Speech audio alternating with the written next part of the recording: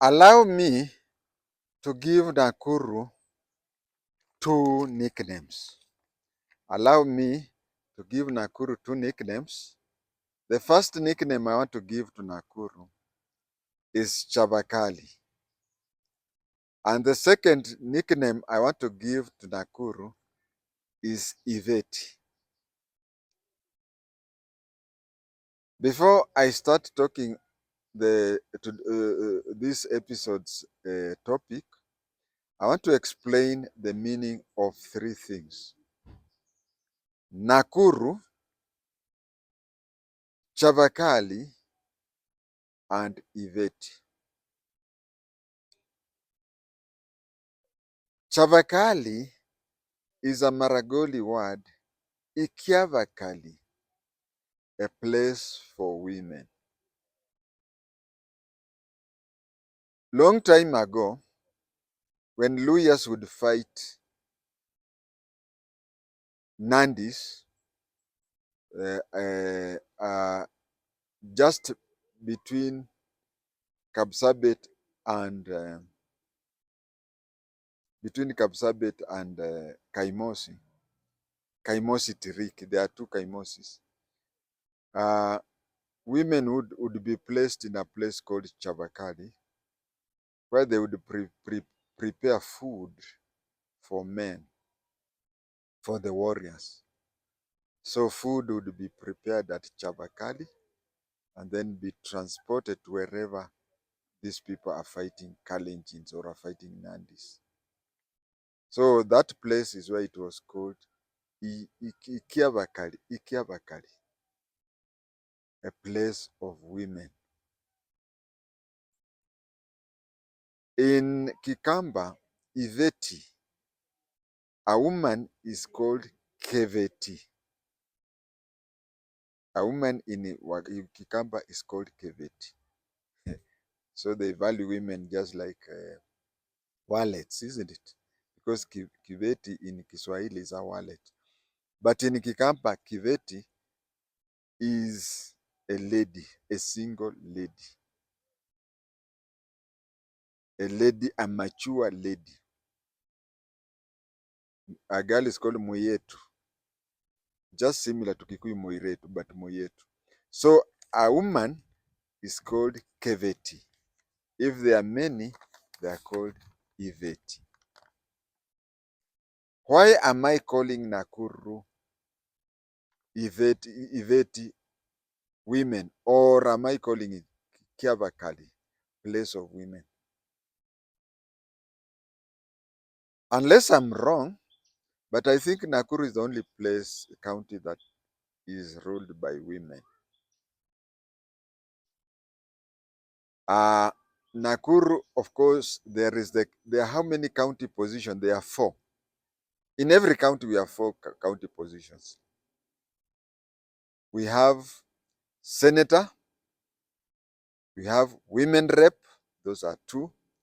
We have governor, and we have the deputy governor, 4 positions.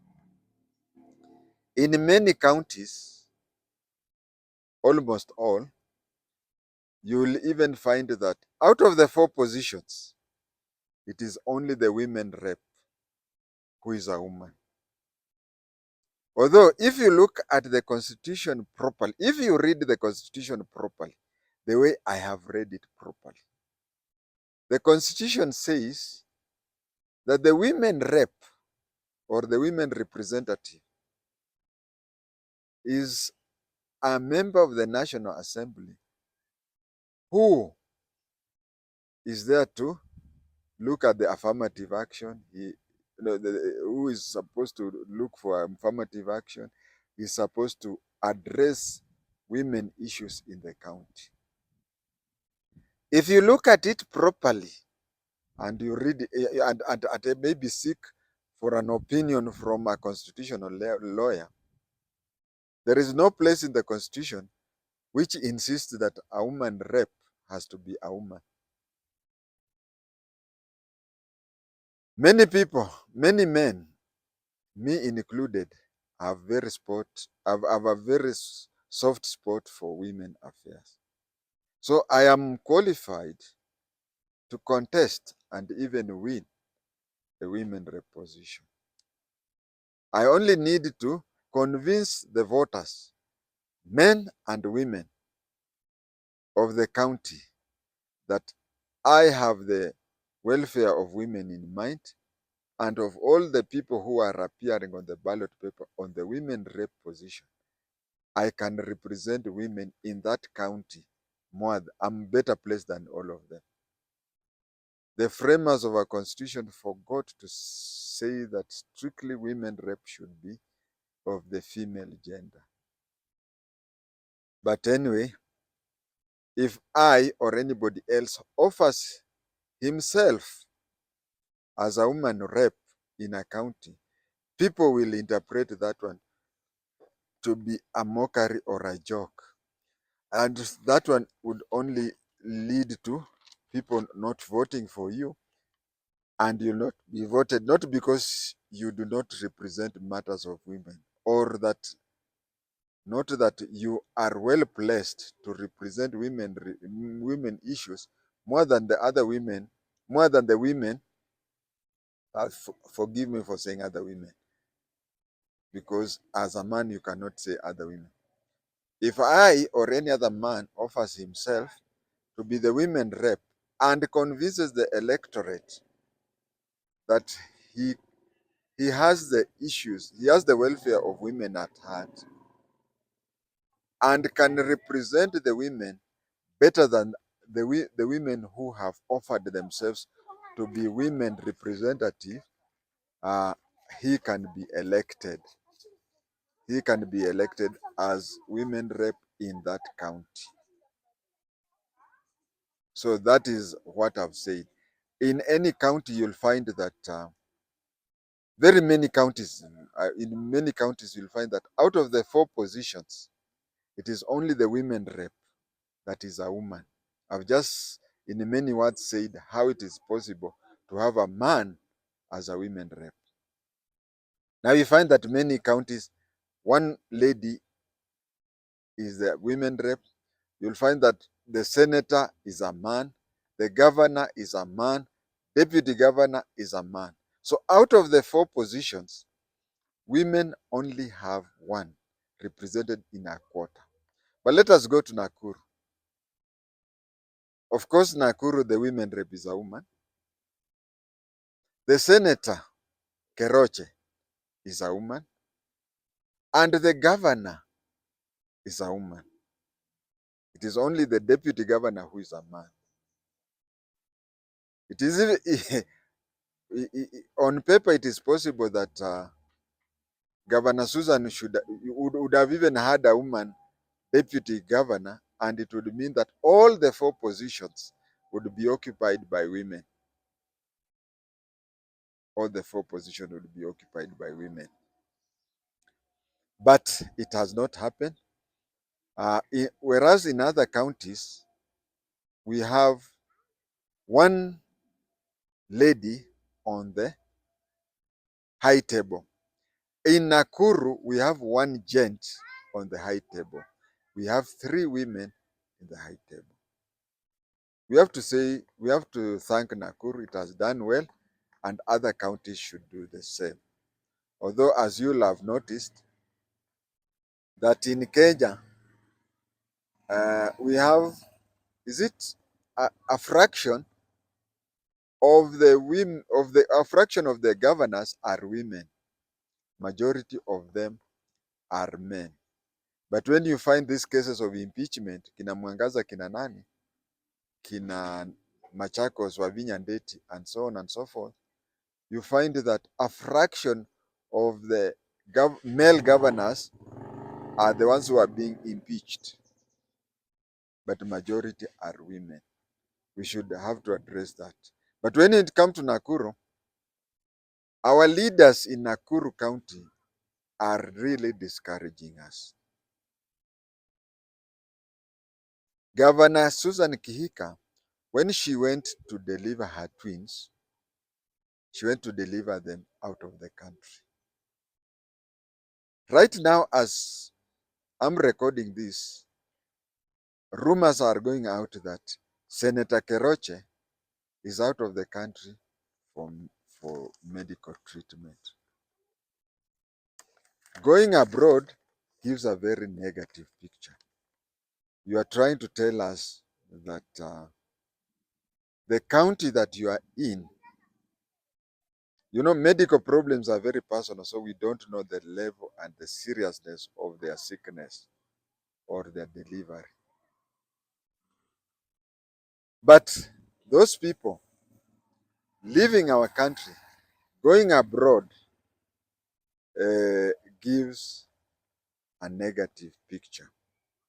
It gives a negative picture. When I was a student at Mbagathi Road Primary School, Oloitip used to stay in Upper Hill. His house is still there. If you know Equity Bank headquarters in Upper Hill, and then you ask, there is a compound out opposite Equity Bank headquarters.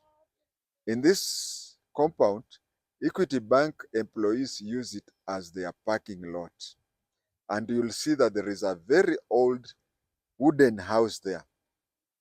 That is where Oloitip used to stay when he was the Minister for Environment.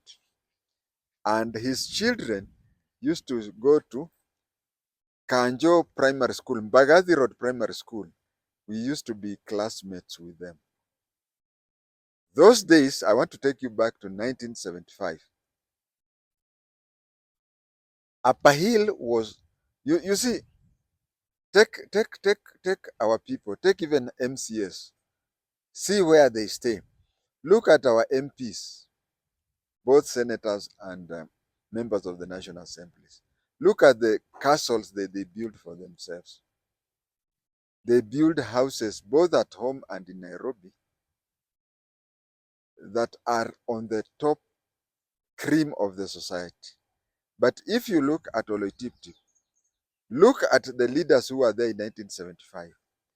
They used to, Anyona, George Moseti Anyona, used to stay with us in Madaraka. MF1, and we used to stay in MF43.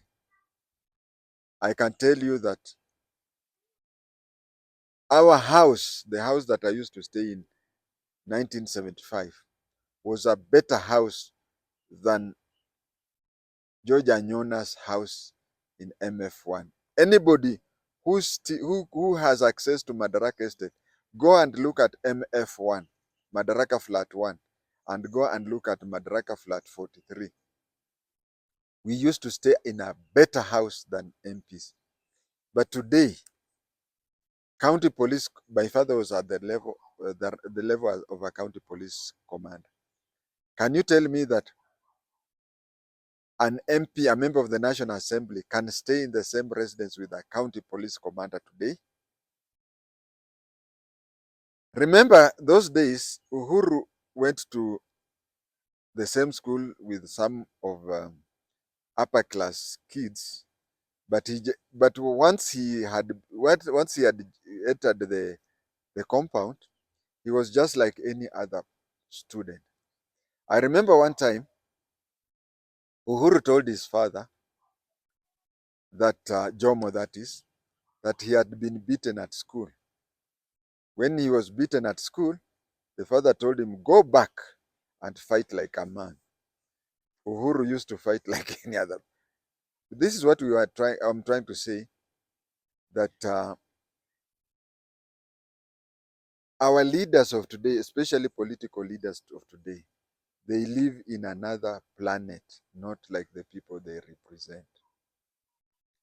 Now, for these two leaders, the senator and the governor, going for treatment abroad, when we have in mind that recently they still have this hospital that they are fighting over and it is closed and whatever, what picture are they doing that?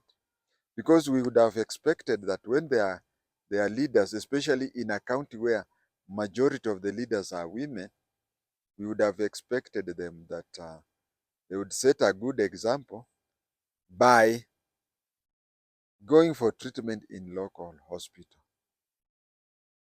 I understand, or we generally understand, that women naturally visit hospitals more than men.